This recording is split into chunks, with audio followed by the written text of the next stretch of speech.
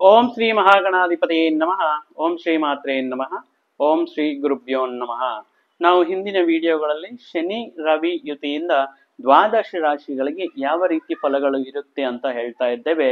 ಮುಖ್ಯವಾಗಿ ಈ ದ್ವಾದಶ ರಾಶಿಗಳಲ್ಲಿ ಧನಸ್ಸು ರಾಶಿಯವರಿಗೆ ಈ ಮಾರ್ಚ್ 28ರಂದು ಆಗುವಂತಹ ಗ್ರಹಕೂಟದ ಮುಖಾಂತರ ಹಿಂದಿನ ವಿಡಿಯೋಗಳಲ್ಲಿ ನಾವು ಶನಿ ರಾಹು ಇದ್ದರೆ ಯಾವ ರೀತಿ ಫಲಗಳು ಇರುತ್ತೆ ಅಂತ ಹೇಳಿದ್ದೇವೆ.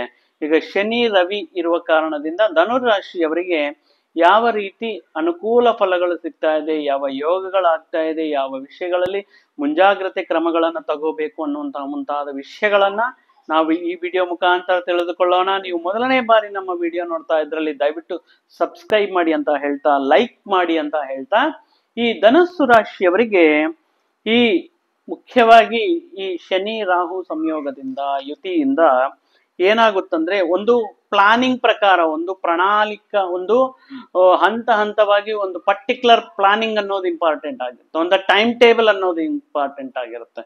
ನೋಡಿದೀರಾ ನೀವು, ಚಿಕ್ಕ ಮಕ್ಕಳಿಗೆ ಈ ಓದುವಂತಹ ಸಂದರ್ಭಗಳಲ್ಲಿಯೂ ನಾವು ಒಂದು ಪ್ಲಾನಿಂಗ್ ಹೇಳ್ಕೊಡ್ತೀವಿ. ಅಂದ್ರೆ ಈ ಟೈಮ್ ಇಂದ ಈ ಟೈಮ್ ವರೆಗೂ ಈ ಕೆಲಸವನ್ನು ಮಾಡು, ಈ ಟೈಮ್ ಇಂದ ಈ ಟೈಮ್ ವರೆಗೂ ಈ ಸಬ್ಜೆಕ್ಟ್ ಓದು, ಈ ಟೈಮ್ಲಿಂದ ಈ ಟೈಮ್ ವರೆಗೂ ಹೋಮ್ವರ್ಕ್ ಮಾಡು. ಈ ರೀತಿ ಒಂದು ಪ್ಲಾನಿಂಗ್ ಅನ್ನೋದು ನಾವು ಚಿಕ್ಕ ವಯಸ್ಸಿನಿಂದಲೇ ಕಲಿತಿರ್ತೇವೆ. ಈಗ ಅಂದ್ರೆ ಈ ಶನಿ ಮತ್ತು ರವಿ ಸಂಚಾರ ಮಾಡುವಂತಹ ಸಂದರ್ಭದಲ್ಲಿಯೂ ನೀವೊಂದು ಪರ್ಟಿಕ್ಯುಲರ್ ಪ್ಲಾನಿಂಗ್ ಅನ್ನೋದನ್ನ ಇಟ್ಕೋಬೇಕಾಗಿರುತ್ತೆ. ಮುಖ್ಯವಾಗಿ ವೃತ್ತಿ ಉದ್ಯೋಗಗಳಲ್ಲಿ ಆ ಪರ್ಟಿಕ್ಯುಲರ್ ಪ್ಲಾನಿಂಗ್ ಪ್ರಕಾರ ಏನ್ ಮಾಡ್ಬೇಕು, ಯಾವ್ದಕ್ಕೆ ಪ್ರಯಾರಿಟಿ ಕೊಡಬೇಕು, ಜಾಸ್ತಿ 1 2 3 4 ಫಸ್ಟ್ ಪ್ರಯಾರಿಟಿ ಏನು, second priority, third priority, least priority, ಈ ತರ ಒಂದು ಪ್ರಯಾರಿಟೈಸೇಷನ್ ಮಾಡಿಬಿಟ್ಟು ನಿಮ್ಮ ಕೆಲಸಗಳನ್ನ ಪೂರ್ತಿ ಮಾಡುವಂತಹ ಪರಿಸ್ಥಿತಿಗಳು ಈ ಸಂದರ್ಭದಲ್ಲಿ ಖಂಡಿತ ನೀವು ಅಭ್ಯಾಸ ಮಾಡ್ಕೊಳ್ಳೇಬೇಕಾಗಿರುತ್ತೆ. ಇನ್ನ ನಿಮಗೆ ನೀವು ಮಾಡ್ತಾ ಇರುವಂತಹ ಕೆಲಸ, ಜವಾಬ್ದಾರಿಗಳು, ವೃತ್ತಿ ಧರ್ಮಗಳು ಇವೆಲ್ಲ ನಾರ್ಮಲ್ ಆಗಿ ನಡ್ಕೊಂಡು ಹೋಗ್ತಾ ಇರುತ್ತೆ. ಆದರೆ ಅಡಿಷನಲ್ ರೆಸ್ಪಾನ್ಸಿಬಿಲಿಟೀಸ್ ಅಂದ್ರೆ ನಿಮಗೆ ಸಾಕಷ್ಟು ಜವಾಬ್ದಾರಿಯುತ ವಿಧಾನಗಳು, ಜವಾಬ್ದಾರಿಗಳು ನಿಮ್ಮ ಮೇಲೆ ಬರಬಹುದು. ಅದು ಮುಖ್ಯವಾದಂತಹ ನಿರ್ಧಾರಗಳು ಮಾಡುವಂತಹ ವಿಷಯಗಳಲ್ಲಾಗಿರಲಿ, ಅಥವಾ ಸಂಸ್ಥೆಯ ಒಂದು ಪ್ರತಿಷ್ಠಿತ ವಿಷಯಗಳಲ್ಲಿ ಪಾಲ್ಗೊಳ್ಳಲು ಆ ರೀತಿ ಜವಾಬ್ದಾರಿಗಳಲ್ಲಾಗಿರಲಿ, ಈ ರೀತಿ ಉತ್ತಮವಾದಂತಹ ಜವಾಬ್ದಾರಿಗಳನ್ನ ನಿಭಾಯಿಸಲು ಅವಕಾಶಗಳು ಧನಸ್ಸು ರಾಶಿಯವರಿಗೆ ಈ ಶನಿ ರವಿ ಯುತಿ ಇರುವಂತಹ ಕಾರಣದಿಂದ ಒಲೆದು ಬರಬಹುದು. ಈ ವಿಷಯದಲ್ಲಿ ಧನಸ್ಸು ರಾಶಿಯವರು ಯೋಚನೆ ಮಾಡಬೇಕಾಗಿರುತ್ತೆ, ಸಾಕಷ್ಟು ಒಂದು ಪ್ಲಾನಿಂಗ್ ಇರಬೇಕಾಗಿರುತ್ತೆ. ಈಗ ನಿಮ್ಮನ್ನ ಕರ್ಕೊಂಡೋಗಿ ನಿಮ್ಮ ಮೇಲಧಿಕಾರಿ ನಿಮಗೆ ತುಂಬಾ ಚೆನ್ನಾಗಿ ನೈಸ್ ಮಾಡ್ತಾರೆ. ಯಾವ ತರ, ನೀನ್ ತುಂಬಾ ಚೆನ್ನಾಗಿ ಕೆಲಸ ಮಾಡ್ತಾ ಇದೀಯ, ಎಕ್ಸಲೆಂಟ್ ವರ್ಕ್ ಮಾಡ್ತಾ ಇದೀಯಾ, ನೀನು ನನ್ಗೊಂದು ಅಡಿಷನಲ್ ರೆಸ್ಪಾನ್ಸಿಬಿಲಿಟಿ ಕೊಡ್ತೀನಿ, ಇದರಲ್ಲಿ ನೀನು ಮಾಡು, ನನ್ಗೆ ಗೊತ್ತು, ನನಗೆ I have confident that you can do it, so ಅಂತ ಹೇಳ್ಬಿಟ್ಟು you are very perfect and you are very dedicated ಅಂತ ಹೇಳ್ಬಿಟ್ಟು ಸ್ವಲ್ಪ ಶುಗರ್ ಕೋಟೆಡ್ ಮಾತಲ್ಲೇ ಹೇಳ್ಬಿಟ್ಟು ಸ್ವಲ್ಪ ಉಬ್ಬಿಸ್ಬಿಟ್ಟು ನಿಮಗೆ ತಾನು ಮಾಡ್ಬೇಕಾಗಿರುವಂತಹ ಜವಾಬ್ದಾರಿಯನ್ನ ನಿಮ್ಮ ಮೇಲಾಗುತ್ತೆ. ನೀವು ನನ್ಗೆ ಗೊತ್ತಿಲ್ಲದೆ ಇಷ್ಟು ವಿಷಯಗಳಿದೆಯಾ ಅಂತ ಹೇಳ್ಬಿಟ್ಟು ಎಲ್ಲದಕ್ಕೂ ಅಯ್ಯೋ ಇಲ್ಲ ಅಂತ ಹೇಳಿದ್ರೆ ಯಾವ ತರ ಫೀಲ್ ಆಗ್ತಾರೋ, ನಿಷ್ಠುರಾಗುತ್ತೀನೋ, ಇಲ್ಲ ಏನ್ ಅನ್ಕೊಳ್ತಾರೋ ಅಂತಹ ಒಂದು ಮುಜುಗರಕ್ಕೆ ಇದಾಗಿ ನೀವು ಏನಾದ್ರೂ ಈ ಬಾಧ್ಯತೆಗಳನ್ನ ನಿಮ್ಮ ತಲೆ ಮೇಲೆ ಹಾಕೊಂಡರೆ ನೀವೇ ಪರಿಪೂರ್ಣ ಜವಾಬ್ದಾರರಾಗ್ತೀರಾ. ಅದನ್ನ ನೆನ್ಪಿಟ್ಕೊಳ್ಳಿ. ಕಂಪ್ಲೀಟ್ ಅಕೌಂಟಬಿಲಿಟಿ ನಿಮ್ಮದಾಗಿರುತ್ತೆ. ಒಳ್ಳೇದೇ ಅಲ್ವಾ, ಮಾಡ್ಬೋದು, ಪ್ರೂವ್ ಮಾಡ್ಬೋದು, ನಿಮ್ಮ ಟ್ಯಾಲೆಂಟ್ ಪ್ರತಿಭೆಯನ್ನ ತೋರಿಸ್ಕೊಳ್ಳೋದಕ್ಕೊಂದು ಅವಕಾಶ ಸಿಕ್ಕಿದೆ ಅಂತ ಕೆಲವು ಜನರು ಅನ್ಕೊಂಡ್ರೆ, ಕೆಲವು ಜನರಿಗೆ ಇದು ಅಧಿಕ ಒತ್ತಡವನ್ನು ತರುವಂತಹ, ಯಾಕಂದ್ರೆ ಅದರಲ್ಲಿ ಅನುಭವವಿರಲ್ಲ, ಪ್ರಾವೀಣ್ಯತೆ ಇರಲ್ಲ, ಅಥವಾ ಅಂತಹ ದೊಡ್ಡ ಮಟ್ಟದ ಜವಾಬ್ದಾರಿಗಳನ್ನು ನಿಭಾಯಿಸುವಂತಹ ಶಕ್ತಿ ಸಾಮರ್ಥ್ಯಗಳು ಇರುವುದಿಲ್ಲ. ಆದರೆ ಇವರು ಹೇಳಿದಾರಂತಾನೋ ಅಥವಾ ನೋ ಅಂತ ಹೇಳಿದ್ರೆ ಎಲ್ಲಿ ನನಗೆ ಪ್ರಾಬ್ಲಮ್ ಬರುತ್ತೆ ಅಂತ ಹೇಳ್ತಾನೋ, ಅರ್ಧ ಮನಸ್ಕದಿಂದ, ಫುಲ್ ಕಾನ್ಫಿಡೆಂಟ್ ಇರಲ್ಲ, ಅರ್ಧ ಮನಸ್ಕದಿಂದ ಸರಿ ಅಂತ ಒಪ್ಕೊಂತಾರೆ.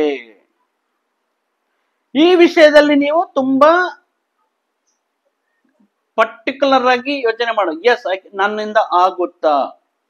ಆಗಲ್ಲ ಅಂದ್ರೆ ನೀವು ಯಾವುದೇ ಹಿಂದೆ ಮುಂದೆ ನೋಡ್ರೆ, ಇಲ್ಲ ಇದು ನನಗೆ ಕಷ್ಟ, ಇದು ನನಗೆ ಆಗಲ್ಲ, ಇದು ನನಗೆ ಮಾಡೋಕ್ ಗೊತ್ತಿಲ್ಲ, ದಯವಿಟ್ಟು ಇದರಲ್ಲಿ ನನಗೆ 0% ನಾಲೆಡ್ಜ್, ಇದ್ದಿದ್ದಂಗೆ ಟ್ರಾನ್ಸ್ಪರೆಂಟ್ ಆಗಿ ಹೇಳೋದ್ರಿಂದ ಸಾಕಷ್ಟು ಸಮಸ್ಯೆಗಳಿಂದ ಹೊರಗಡೆ ಬರಬಹುದು. ಅಲ್ಲ, ಅವ್ರು ಏನೋ ಹೇಳಿದ್ದಾರೆ, ನಿಮ್ಮ ಮೇಲೆ ನಂಬಿಕೆ ಇದೆ, ನಮ್ಗೆ ಬಂದಂಗ್ ಮಾಡೋಣ, ಅದೇನಾದ್ರೂ ಆಗುತ್ತೆ ಅನ್ನುವಂತ ಒಂದು ಬ್ಲೈಂಡ್ ಕಾನ್ಫಿಡೆಂಟ್ ಇಂದ ನಿಮ್ಮ ಮೇಲೆ ನಿಮ್ಗೆ ಇರುವಂತಹ ಒಂದು ಓವರ್ ಕಾನ್ಫಿಡೆಂಟ್ ಏನಾದ್ರೂ ಈ ಜವಾಬ್ದಾರಿಗಳು ತಗೊಂಡು ಈ ಜವಾಬ್ದಾರಿಗಳನ್ನು ಪರಿಪೂರ್ಣ ಮಾಡೋದರಲ್ಲಿ ಏನಾದ್ರೂ ಮಿಸ್ಟೇಕ್ಸ್ ಮಾಡಿದ್ದರಲ್ಲಿ, ಏನಾದ್ರೂ ತಪ್ಪುಗಳು ಮಾಡಿದ್ದರಲ್ಲಿ, ಬರುವಂತಹ ದಿನಗಳಲ್ಲಿ ಇದಕ್ಕೆ ನೀವು ಮೂಲ್ಯವನ್ನು ತಪ್ಪದೇ ಪಾವತಿಸಬೇಕಾಗಿರುತ್ತದೆ. ಆ ವಿಷಯವನ್ನು ದೃಷ್ಟಿಯಲ್ಲಿಟ್ಕೊಂಡು ಈ ಬಂದಿರುವಂತಹ ಅವಕಾಶಗಳನ್ನ, ಬಂದಿರುವಂತಹ ಜವಾಬ್ದಾರಿಗಳನ್ನ ನಿಭಾಯಿಸಲು ಆಗುತ್ತಾ ಇಲ್ವಾ ಅನ್ನುವಂತ ವಿಷಯಗಳಲ್ಲಿ ಇದ್ದಿದ್ದಂಗೆ ಹೇಳೋದ್ರಲ್ಲಿ ಯಾವುದೇ ರೀತಿ ತಪ್ಪಿರಲ್ಲ ಅಂತ ಹೇಳ್ತಾ, ಧನುರಾಶಿಯವರು ಇಂತಹ ವಿಷಯಗಳಲ್ಲಿ ತುಂಬಾ ಸ್ಮಾರ್ಟ್ ಆಗಿ ಯೋಚನೆ ಮಾಡಬೇಕಾಗಿರುತ್ತೆ ಅಂತ ಒಂದು ಸಜೆಷನ್ ಕೊಡ್ತಾ ಇದ್ದೇನೆ. ಯಾಕಂದ್ರೆ ಬರುವಂತಹ ದಿನಗಳಲ್ಲಿ ಇದು ನಿಮ್ಮ ಉದ್ಯೋಗಕ್ಕೆ ಸಮಸ್ಯೆ ತರಬಹುದು, ನಿಮ್ಮ ಸಂಸ್ಥೆಗೆ ಸಮಸ್ಯೆ ತರಬಹುದು, ನಿಮ್ಮ ಆದಾಯಕ್ಕೆ ಸಮಸ್ಯೆ ತರಬಹುದು, ಹಣಕಾಸಿನ ವ್ಯವಹಾರಗಳಿಗೆ ಸಮಸ್ಯೆ ತರಬಹುದು. ಈ ವಿಷಯಗಳನ್ನು ದೃಷ್ಟಿಯಲ್ಲಿ ಇಟ್ಟುಕೊಂಡು ನೀವು ಮುಂದುವರಿಯಿರಿ. ಇನ್ನ ವ್ಯಾಪಾರಸ್ಥರಿಗೆ ಯಾವ ತರ ಇರುತ್ತೆ ಈ ಶನಿ ರವಿ ಸಂಯೋಗದಿಂದ, ಸಮ್ಮಿಲನದಿಂದ ಅಂತ ನೋಡೋದಾದ್ರೆ, ಮುಖ್ಯವಾಗಿ ನಿಮ್ಮ ವ್ಯಾಪಾರದಲ್ಲಿ ಹೊಸ ಹೂಡಿಕೆಗಳು ಮಾಡಲು, ವಿಸ್ತರಣೆ ಮಾಡಲು, ಅಥವಾ ವ್ಯಾಪಾರದಲ್ಲಿ ಸಾಕಷ್ಟು ಇನ್ವೆಸ್ಟ್ಮೆಂಟ್ ಹಾಕಿ ಉದ್ಯೋಗಗಳನ್ನ ನೇಮಕ ಮಾಡಿಕೊಳ್ಳಲು ಇದು ಅಷ್ಟೊಂದು ಅನುಕೂಲವಾಗಿರಲ್ಲ. ಈ ದಶೆ ನಿಮಗೆ ನೀವು ಎಕ್ಸ್ಪೆಕ್ಟ್ ಮಾಡಿರೋಷ್ಟು ಪಾಸಿಟಿವ್ ರಿಸಲ್ಟ್ಸ್ ಕೊಡೋಕೆ ಇರುವುದಿಲ್ಲ. ಆದ ಕಾರಣದಿಂದ ನೀವು ಅಂದ್ರೆ ಸೆಕೆಂಡ್ ಒಪಿನಿಯನ್, ಮತ್ತೊಮ್ಮೆ ದೀರ್ಘವಾಗಿ ಯೋಚನೆ ಮಾಡಿ ಅನುಭವಸ್ಥರ ಸಲಹೆಗಳನ್ನು ಪಡೆದು ಮಾಡಲೇಬೇಕು ಅನ್ನುವಂತಹ ಸಂದರ್ಭಗಳಲ್ಲಿ ಕೆಲವಷ್ಟು ಮುಂಜಾಗ್ರತೆ ಕ್ರಮಗಳನ್ನ ನೋಡಿ, ಆಗು ಹೋಗುಗಳನ್ನ ಒಂದು ಕ್ಯಾಲ್ಕುಲೇಟ್ ಮಾಡಿಕೊಂಡು ಮುಂದುವರಿಯೋದು ಧನಸ್ಸು ರಾಶಿಯವರಿಗೆ ಉತ್ತಮವಾದಂತಹ ಒಂದು ಸಲಹೆ. ಇನ್ನ ಹಣಕಾಸಿನ ವ್ಯವಹಾರಗಳಲ್ಲಿ ಯಾವುದೇ ರೀತಿ ತೊಂದರೆ ಇರಲ್ಲ. ಯಾಕಂದ್ರೆ ನಿಮಗೆ ಬರುವಂತಹ ಖರ್ಚು ಆದಾಯ ಎರಡೂ ಸಮವಾಗಿರುವ ಕಾರಣದಿಂದ ಎರಡನ್ನೂ ಬ್ಯಾಲೆನ್ಸ್ ಮಾಡುತ್ತಾ ಹೂಡಿಕೆಯ ಕಡೆಗೆ ಮತ್ತು ಉಳಿತಾಯ ಕಡೆಗೆ ದೃಷ್ಟಿಯನ್ನು ಇಡುವಂತಹ ಸಂದರ್ಭ ಇದು ಆಗಿರುತ್ತೆ. ಈ ವಿಷಯದ ಬಗ್ಗೆ ನೀವು ಸಾಕಷ್ಟು ಜಾಗರೂಕರಾಗಿರಬೇಕು. ಒಂದು ಸಮಯಸ್ಫೂರ್ತಿ ಮುಖಾಂತರ ವ್ಯವಹಾರ ಮಾಡಬೇಕು. ಯಾವುದು ಅವಶ್ಯಕತೆ ಇದೆ, ಇದರ ಮೇಲೆ ಖರ್ಚು ಮಾಡಬಹುದಾ, ಇದರ ಮೇಲೆ ಖರ್ಚು ಮಾಡಿದ್ರೆ, ಇದ್ರ ಮೇಲೆ ಇನ್ವೆಸ್ಟ್ ಮಾಡಿದ್ರೆ, ಇದನ್ನ ಸ್ಪೆಂಡ್ ಮಾಡಿದ್ರೆ ನನ್ಗೇನಾದ್ರೂ ಅಡಿಷನಲ್ ಬೆನಿಫಿಟ್ಸ್ ಇರುತ್ತಾ? ಈಗ ಒಂದು ಪ್ರಾಡಕ್ಟ್ ತಗೋಬೇಕಂದ್ರೂ ತುಂಬಾ ರಿವ್ಯೂಗಳು ನೋಡ್ತೇವೆ. ಒಂದು ಫೋನ್ ಪರ್ಚೇಸ್ ಮಾಡ್ಬೇಕಂದ್ರೂ ಕೆಲವು ಜನ ತುಂಬಾ ರಿವ್ಯೂಗಳು ನೋಡ್ತಾರೆ, ರೇಟಿಂಗ್ಗಳು ನೋಡ್ತಾರೆ, ಎಕ್ಸ್ಪೀರಿಯನ್ಸ್ ನೋಡ್ತಾರೆ, ಅವ್ರ ಫ್ರೆಂಡ್ ಸಜೆಷನ್ಸ್ ತಗೊಳ್ತಾರೆ, ಎಕ್ಸ್ಪರ್ಟ್ ಸಜೆಷನ್ಸ್ ತಗೊಳ್ತಾರೆ. ಆ ರೀತಿ ಒಂದು ಪ್ರಾಡಕ್ಟ್, ಒಂದು ಫೋನ್ ಖರೀದಿ ಮಾಡುವಂತಹ ಸಂದರ್ಭಗಳಲ್ಲೇ ನಾವು ಇಷ್ಟೆಲ್ಲ ನೋಡುವಾಗ ನಿಮ್ಮ ಹಣಕಾಸು, ನಿಮ್ಮ ಆದಾಯ, ನೀವು ಖರ್ಚು ಮಾಡುವಂತಹ ವ್ಯಕ್ತಿಗಳು. ಆದ್ದರಿಂದ ಈ ರೀತಿ ಅವಶ್ಯಕ ಯಾವುದು, ಅನಾವಶ್ಯಕ ಯಾವುದು ಅಂತ ಯೋಚನೆ ಮಾಡಿ ಖರ್ಚು ಮಾಡುವುದರಿಂದ ಸಾಕಷ್ಟು ಹಣಕಾಸಿನ ಸಮಸ್ಯೆಗಳಿಂದ ಬರುವಂತಹ ದಿನಗಳಲ್ಲಿ ಉಳಿತಾಯದಿಂದ, ಹೂಡಿಕೆಗಳಿಂದ ಲಾಭಗಳನ್ನು ಪಡೆಯಬಹುದು. ಇನ್ನ ಕುಟುಂಬದಲ್ಲಿ ಸ್ವಲ್ಪ ವೈಮನಸ್ಕಗಳಿರುತ್ತೆ.